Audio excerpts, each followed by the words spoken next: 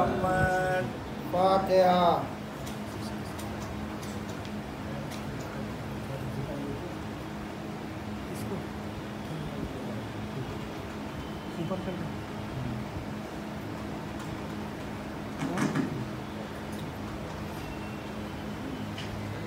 اعوذ باللہ من الشیطان الرجیم.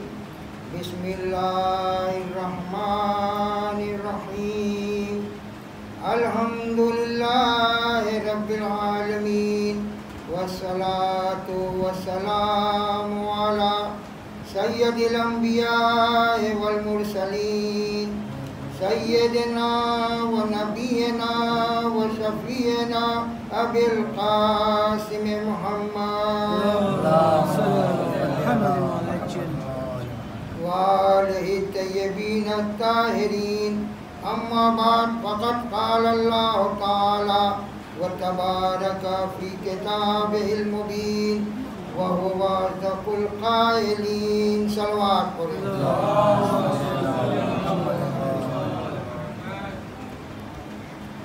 جو مسلمان اللہ کو اللہ مان کے دعا بھی مانگتے ہیں اور اللہ کو نہ سمجھ کر اسے سمجھاتے بھی ہیں، مجھے خیبر کے میدان میں مسلمان ایسا ہی نظر آ رہا تھا. نبی کو نبی بھی سمجھتے ہیں، ان سے علم بھی لینا چاہتے ہیں اور اونچے اونچے ہو کے جسم رگڑ رگڑ کر سمجھا بھی رہے ہیں کہ نبی ہم ہیں حقدار.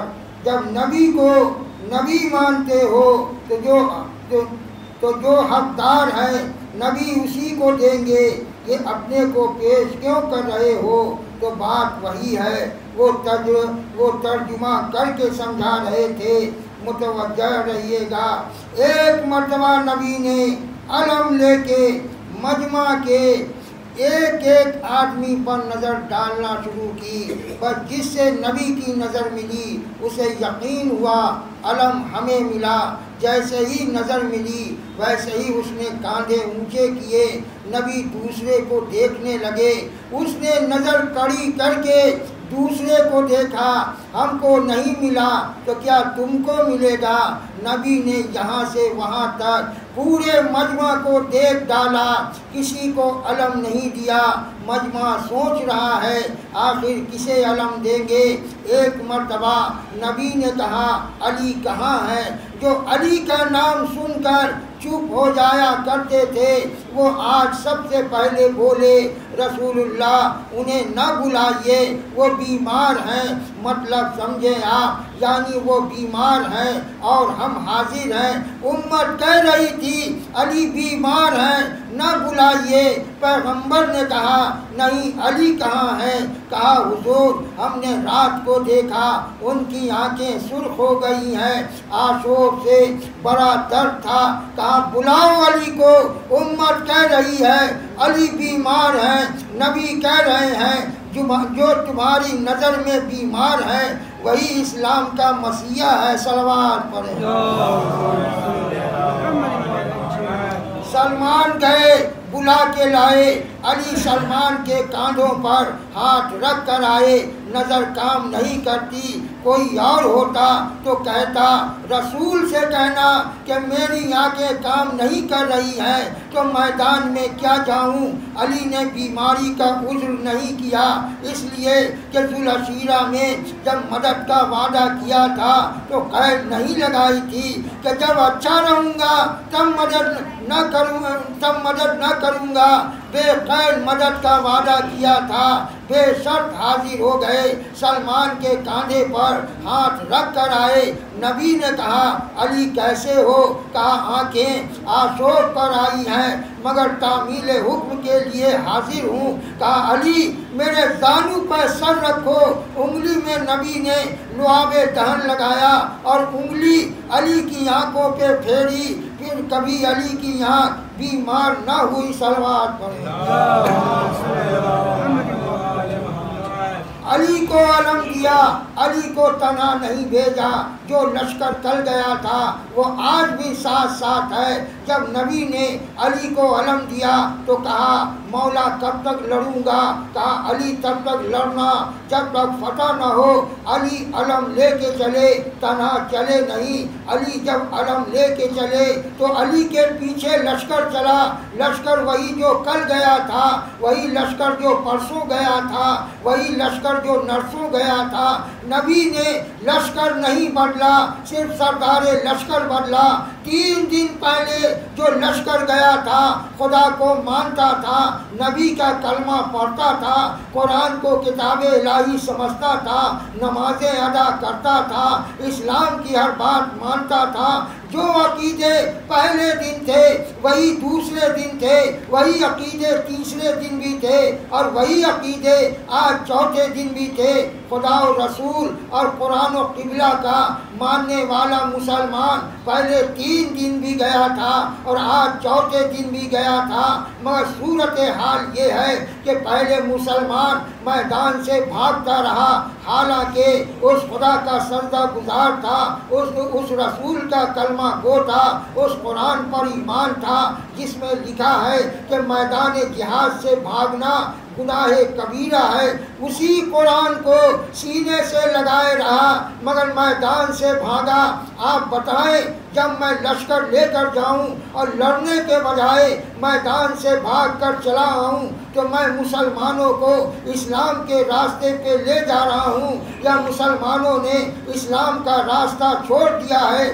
ظاہر ہے کہ جب میدان جہاد سے مسلمانوں نے قدم ہٹائے تو خدا کی بات کی، نافرمانی کی، پیغمبر کی بات کی نافرمانی کی، قرآن کے حکم کے خلاف طرز عمل اختیار کیا، یعنی اسلام جو کہتا ہے وہ مسلمانوں نے نہیں کیا۔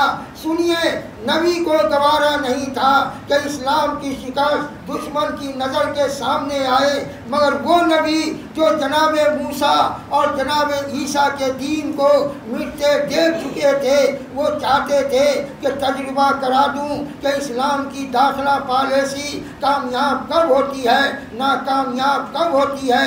مسلمانوں، تم بعد میں سوچو گے کہ جب میں نہ رہوں گا تو میں تمہیں اپنی زندگی میں تجربہ کرا دوں، میں زندہ ہوں، خیبر کے میدان میں موجود ہوں، یہ بھی نہیں کہ نظروں سے غائب مدینے میں ہوں، مگر تمہارا حال یہ ہے کہ تمہارا نبی زندہ ہے، تمہارے مجمع میں موجود ہے، تمہاری گود میں قرآن بھی ہے، تمہارے سینے میں اسلام بھی ہے، مگر میں 3 دن کے لیے خیمے میں اگر بیمار پڑ گیا اور تم نے اپنی مرضی سے لڑائی کا سردار بنایا، تم گئے اپنا سردار لے کے گئے، اسلام کی ہر بات مان کے گئے، مگر جب بھاگے تو تم نے اسلام کا راستہ چھوڑ دیا۔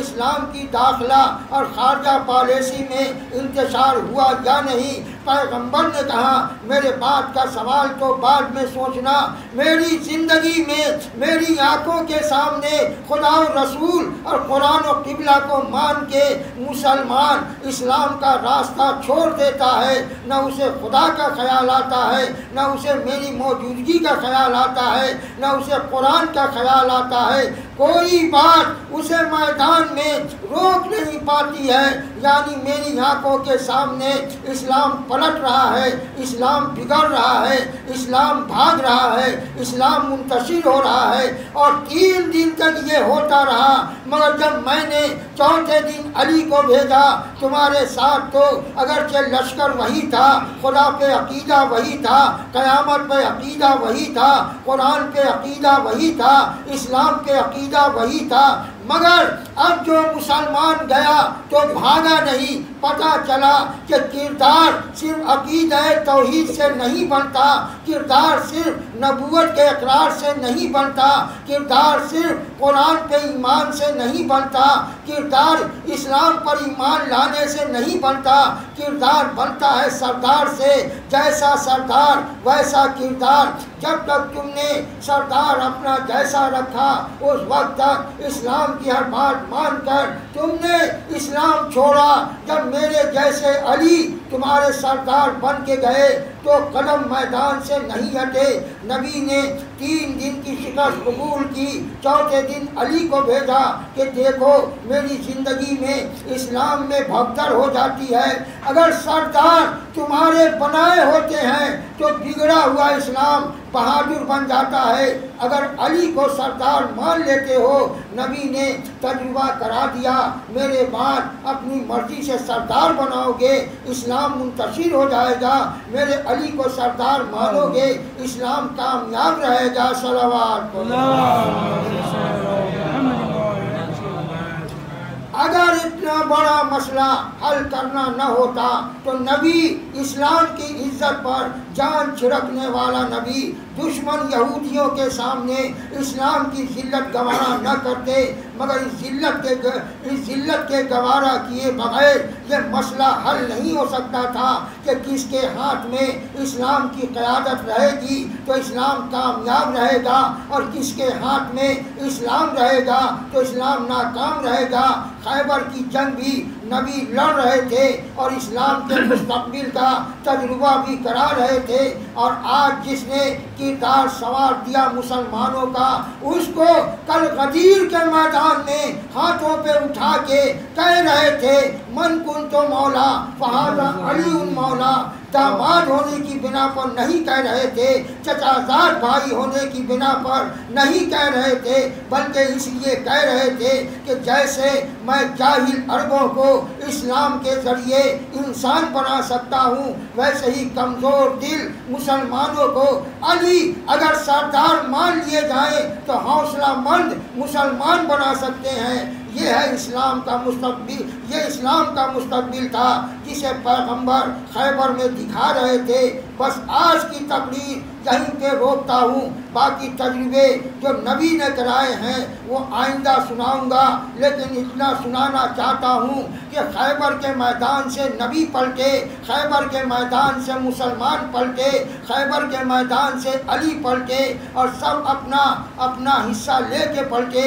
نبی کے حصے میں علاوہ دشمن پر فتح پانے اور مسلمان کی رہنمائی کرنے کے وہ جائیداد بھی آئی جو بغیر جنگ کے قبضے میں آئی تھی۔ قرآن نے آیت سنائی کہ بغیر جنگ جو زمین قبضے میں آئے وہ خاص نبی کی ملکیت، چنانچہ جائیداد فضا جو بغیر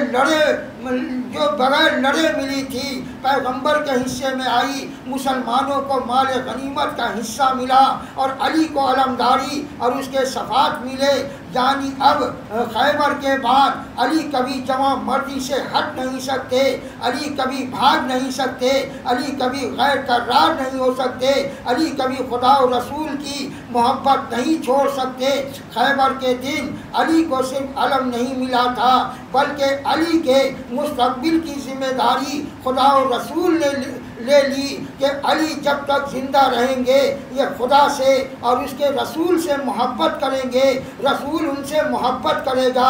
اور زمانے میں حالات چاہے جتنے بدل جائیں، چاہے علی کے سر پر لوگ حکومت کا تاج رکھنا چاہیں، چاہے علی کے دروازے پر آگ لگا دیں، یہ دنیا بدلے گی مگر خدا و رسول کی محبت علی کے لیے نہیں بدلے گی۔ ذرا سوچنے کے قابل ہے یہ بات کہ جس مسلمان نے خیبر کے دن سن لیا تھا کہ علی خدا و رسول کے چاہنے والے ہیں اور خدا و رسول کو علی سے محبت ہے، وہ علی سے لڑتا کیسے ہے، وہ علی کو گرفتار کیسے کرتا ہے، وہ علی کے گلے میں چادر کا پھندا کیسے ڈالتا ہے۔ تقریر سمیٹتے ہوئے ایک لفظ میں سیرت علی کا نچوڑ سناتے ہوئے اور مسائل کی طرف بڑھتے ہوئے یہ کہنا چاہتا ہوں کہ میں نے آج علی کے بازو کی قوت دیکھی کہ جس خیبر کے وزنی در کو 40 آدمی مل کر کھولتے بند کرتے تھے، اس وزنی در کو علی نے اپنے ہاتھ پر اس طرح اٹھا لیا جیسے پتہ اٹھا لیا جاتا ہے، مگر یہیں تک اگر کسی کی نظر گئی تو اس نے نہ علی کا بازو پہچانا نہ علی کا دل پہچانا۔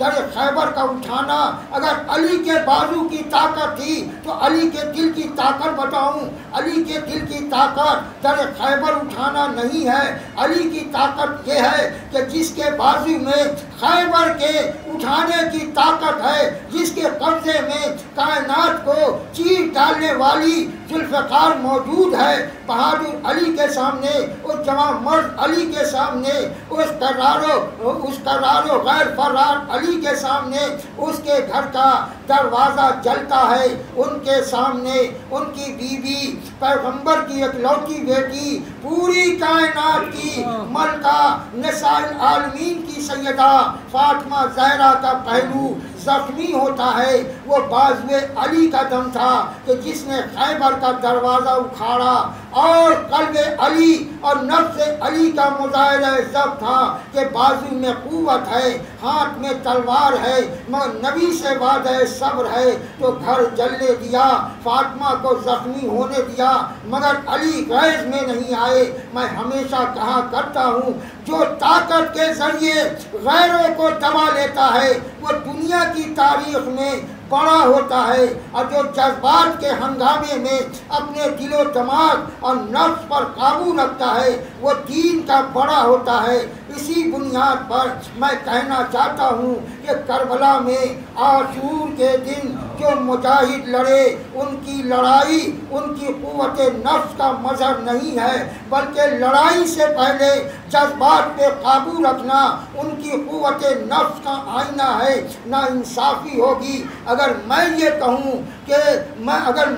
کہوں کہ جتنی دیر میں کوئی شہید لڑ کر جان دیتا ہے، یہی لڑائی اس کے دل و دماغ و قلب کی طاقت کا مظاہرہ ہے۔ نہیں، جہاد تو بہت آسان ہے، لیکن 7ویں کی صبح سے لے کر عاشور کے دن تک پیاس کا برداشت کرنا، اس پیاس میں دھوپ کی تکلیف جھیلنا، اور دھوپ میں حسین کے پیچھے کھڑے رہنا، پیاسے حسین کے پیچھے کھڑے ہو کے فرات کی بہتی ہوئی موجوں کو دیکھنا، موجوں کو دیکھ کے پیاس کے دریا پہ قابو پانا، اور فرات کی طرف نظر اٹھا کر نہ دیکھنا، یہ نفس کی قوت ہے، یہ قلب کی قوت ہے۔ اور اسی سے دنیا پہچانے کہ حسین کے ساتھی کتنے مضبوط دل والے تھے۔ عاشور کی صبح ہو رہی ہے، جانے دینے کے لیے مجمع بے چین ہو رہا ہے، صبح سے ظہر کے بعد تک وہ خیمے خالی ہو گئے جو انصار کے خیمے تھے۔ کون انصار؟ عاشور کی رات حسین کی بہن زینب نے ایک مرتبہ بھائی سے اتنا کہہ دیا تھا کہ بھیا آپ نے سب کو آزما لیا ہے، کوئی ساتھ چھوڑ کر جانے والا تو نہیں ہے، تو ایک ساتھی نے جا کے آواز دی تھی، اے اصحاب حسین تم خیمے میں بیٹھے ہو اور فاطمہ کی بیٹی کو تم پر بھروسہ نہیں ہے۔ سب دوڑے ہوئے آئے، اور آنے کے بعد نیاموں سے تلواریں نکال کر گردنوں پہ رکھ لی۔ شہزادی تلواریں موجود ہیں، گلے کاٹ کے دیکھ لیجئے کہ ہم بھاگتے ہیں یا نہیں۔ زینب کے ٹوٹے دل کو سکون مل گیا تھا کہ جب تک حبیب ہیں، زہیر ہیں، ہلال و بریر ہیں، ابو سمامہ ہیں، تب تک بھائی پر آنچ نہیں آئے گی۔ مگر ظہر کے بعد رونے والوں وہ وقت آیا کہ اصحاب حسین کے خیمے خالی تھے۔ مقتل ابو مخدر نے یہ لکھا ہے کہ ظہر کے بعد جب اصحاب کے خیمے اجڑ چکے تھے تو حسین اپنے خیمے سے باہر نکلے، اس خیمے کو دیکھا جس میں کبھی حبیب تھے، اسے دیکھا جس میں زہیر تھے، اسے دیکھا جس میں چاہنے والے مسلم ابن اوسیہ تھے، سب کو خالی دیکھا تو ایک مرتبہ حسین زمین پہ بیٹھ گئے اور کہا میرے شیروں اب میں کسے پکاروں؟ بس ایک ٹھنڈی سانس لی، اور حسین نے کہا ہائے پیاس، ہائے کوئی میرا مددگار۔ حسین کے خیمے کے پیچھے حسین کے عائشہ کے خیمے تھے، ان میں سے لوگ نکلنے لگے۔ مسلم ابن عقیل کے 2 بیٹے نکلے، جعفر طیار کی اولاد نکلی، عقیل کی اولاد نکلی، عباس کے بھائی نکلے، نکلے، اون محمد نکلے، قاسم ابن حسن نکلے، اکبر نکلے، کسی نے کہا چچا، کسی نے کہا ماموں، کسی نے کہا بابا، جب تک ہم زندہ ہیں تب تک مرنے والوں کا افسوس نہ کرو۔ حسین نے کہا میرے جگر کے ٹکڑوں، میں اپنی جان بچانے کے لیے تمہیں قربان کر دوں، یہ کیسے ممکن ہے؟ ساری تاریخوں نے متفقہ طور پر لکھا ہے کہ سب سے پہلے صفیر حسینی مسلم ابن عقیل کا بڑا بیٹا عبداللہ ابن مسلم طلب پر نکلا اور کہا آقا سب سے پہلے میں جاؤں گا۔ دوستوں کو اتنا یاد دلا دوں کہ جناب مسلم کے بیٹے جناب عبداللہ، جہاں جناب مسلم کے بیٹے جناب عقیل کے پوتے ہیں، وہاں مولائے کائنات امیر المومنین کی بیٹی جناب رقیہ کے بیٹے بھی ہیں۔ جناب رقیہ کی شادی جناب مسلم سے ہوئی تھی، عبداللہ عقیل کے پوتے اور علی کے نواسے ہیں۔ اور محمد نے کہا پہلے ہم جانے دیں گے۔ رقیہ نے اپنے بچے سے کہا بیٹا کیا زینب کی اولاد پہلے جان دے دے گی؟ چنانچہ عبداللہ ابن مسلم طلب کے نکلے، اجازت لے کر میدان میں آئے۔ عقیل کا پوتا عبداللہ حملے پہ حملہ کرتا ہے، صفیں الٹتا، دل کے حوصلے نکالتا ہے، دشمن فوج محسوس کرتی ہے تلوار سے مقابلہ نہیں ہو سکتا، نیزے سے مقابلہ نہیں ہو سکتا، تو چاروں طرف سے تیر انداز گھیرتے ہیں، نشانہ لیتے ہیں۔ ایک مرتبہ عبداللہ نے اپنا ہاتھ سر پہ رکھا تھا کہ اسی وقت ایک تیر پیشانی پہ لگا، جس نے پیشانی سے ہاتھ کو سی دیا، لڑنے والا مجبور ہو گیا، ہاتھ پیشانی میں سلا ہوا ہے۔ دوسرا تیر آگے کلیجے پہ لگا۔ ایک مرتبہ مسلم کا بیٹا زمین پہ گرا، آواز دی ماموں میں باپ کے پاس جا رہا ہوں۔ حسین کے پہنچنے میں دیر ہوئی تو جس نے تیر لگایا تھا، ارے کیسے سنا دوں، جب پڑھتا ہوں دل پھٹنے لگتا ہے کہ جس قاتل نے تیر لگایا تھا اس نے دیکھا حسین دور ہیں، چاہ کہ میں تیر نکال لوں۔ ظالم کا بیان ہے کہ پہلا تیر کھینچا تو دل کو توڑتا ہوا پوچھ سے نکلا، جب میں نے دوسرا تیر پیشانی سے نکالنا چاہا تو دم نکل رہا تھا، نفسیں ڈوب رہی تھی اور قاتل تیر نکالنے کے لیے حرکت دے رہا تھا۔ حسین کا یہ بچہ اس طرح جان دے رہا تھا کہ زخم میں تکلیف کا اضافہ ہو رہا تھا اور روح پرواز کر رہی تھی۔ حسین گئے، مسلم کے بچے کی میت لائے، ابھی میت خیمہ گاہ تک نہیں پہنچی تھی کہ دوسرے بھائی نے آواز دی کہ ماموں میں نے بھی جان دی۔ پھر اولاد جعفر عقیل کے ایک ایک جوان نے جان دی۔ جب سب جانے دے چکے تو اون محمد نے جان دی۔ شہزادی زینب تجھ پر ہمارا سلام، کربلا کے محافظ تجھ پر ہمارا سلام، شریکت الحسین تجھ پر ہمارا سلام۔ وہ زینب جس نے اپنی جوڑی قربان کر دی کہ میرا اکبر بچ جائے، اور جوڑی ہی نہیں عزادارو، زینب نے اپنی نسل قربان کر دی، میری نسل رہے نہ رہے، حسین تیری نسل باقی رہے۔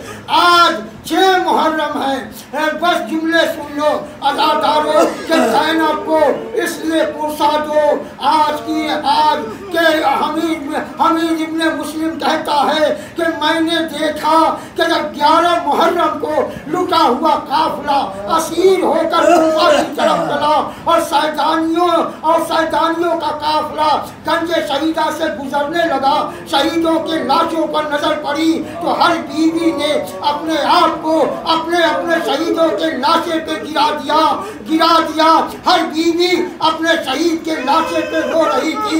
مگر میں نے دیکھا کہ گنج شہیدہ میں 2 بچوں کے لاشیں اکیلے رہ گئے، ان پر کوئی رونے والا نہ تھا۔ میں آگے بڑھا اور سید سجاد سے پوچھا کہ مولا کیا ان بچوں کی ماں مر گئی؟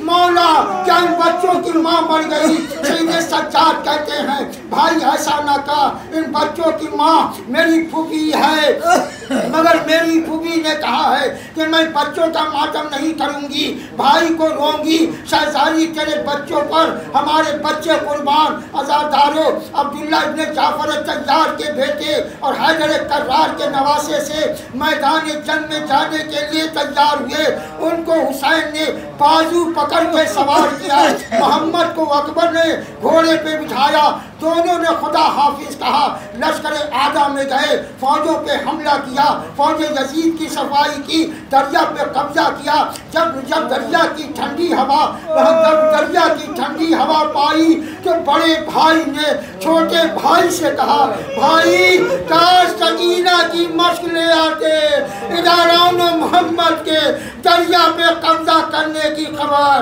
خیمے میں پہنچی، سیدانیہ زینب کو مبارکباد دینے آئی، شہزادی تیرے شیروں نے دریا جیت لیا، زینب کہتی ہے مجھے مبارکباد نہ دو، دعا کرو کہ میں فاطمہ زہرا سے شرمندہ نہ ہوں، کہیں میرے بچے پانی نہ پی لے، عزادارو اونو محمد ابھی دریا پہ کھڑے باتیں کر رہے تھے کہ 30,000 کے لشکر نے بچوں کو ایک ساتھ گھیرا اور حملہ کیا، ایک ساتھ تیروں تلواروں نیزوں اور برچیوں کے وار، زینب کے بچے زخمی ہو کر گھوڑے سے گرے، حسین اور عباس دونوں زخمی شیروں کے پاس پہنچے اور اونو محمد کے قریب جا کر کہا، حسین آ گیا، میرے بیٹو۔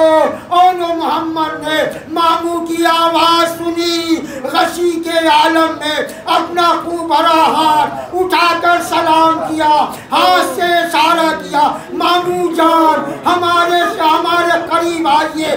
دونوں ماموں ایک ساتھ دونوں بچوں پر جھکے، دونوں بچوں نے اپنے ہاتھ حسین اور عباس کے سر پہ رکھے، اس کے بعد آہستہ سے کہا، ماموں جان آپ کے سر کی قسم اماں سے کہہ دیجئے گا کہ ہم نے دریا پہ گئے تھے مگر ہم نے پانی نہیں پیا، ہم نے پانی نہیں پیا، ماموں جان اماں سے کہہ دیجئے گا اور گواہی دے دینا کہ ہم نے سکینہ کے بغیر پانی نہیں پیا۔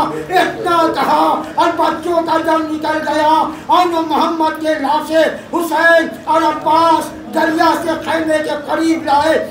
خیمے کے قریب آ کر حسین نے آواز دی، زینب تیرے بچوں کی بارات آ گئی۔ خیمے کا پردہ اٹھا، زینب خیمے کا پردہ پکڑ کے کھڑی ہو گئی، بھیا لاشوں کو دیکھوں گی نہیں، پہلے یقین دلائیے انہوں نے پانی تو نہیں پیا۔ حسین کہتے ہیں، زینب میں امام ہو کے تصدیق کرتا ہوں کہ تیرے بچے پیاسے ہیں۔ امام نے گواہی دی، زینب نے خیمے کا پردہ اٹھایا اور محمد کو خیمے میں لایا گیا۔ زینب درمیان میں بیٹھ گئی، دایاں ہاتھ اون کے سینے پر، بایاں ہاتھ محمد کے سینے پہ رکھا۔ بچوں میں تم سے راضی ہو گئی۔ اس کے بعد آواز دی، بیٹا اکبر ادھر آؤ۔ اکبر آئے، کہا بیٹھ جاؤ۔ عباس کو آواز دی، عباس آئے، کہا ان کو اٹھاؤ۔ محمد کو زینب نے اٹھایا، اٹھا کر اکبر کے گرد چکر دینا شروع کیا۔ پروردگار میرے بچے اکبر کی جوانی پر قربان، میرے بچے اکبر کی جوانی کا صدقہ۔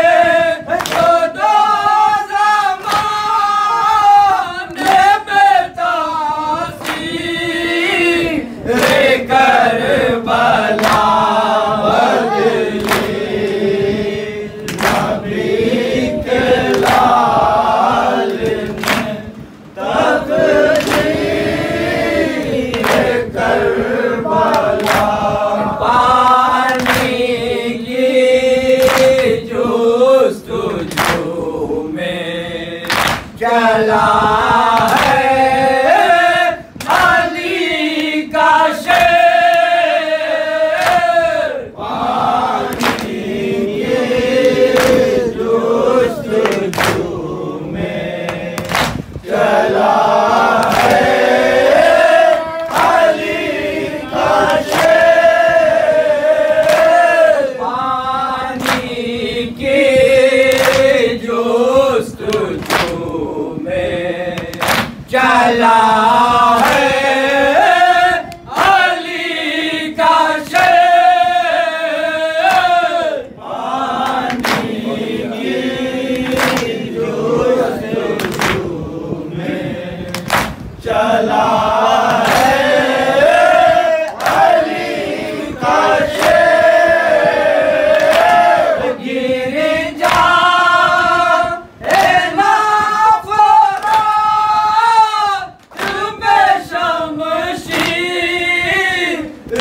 کربلا بدلی نبی کے لال نے تصویر کربلا کاندھے پہ مشک پیاسی سکینہ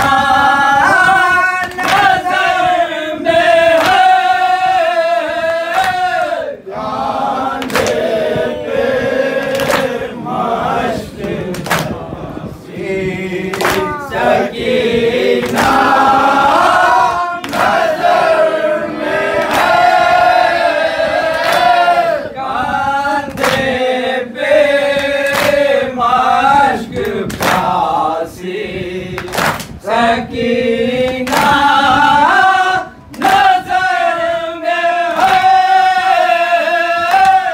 کاندھے پہ مشک پیاسی سکینہ نظر میں ہے بے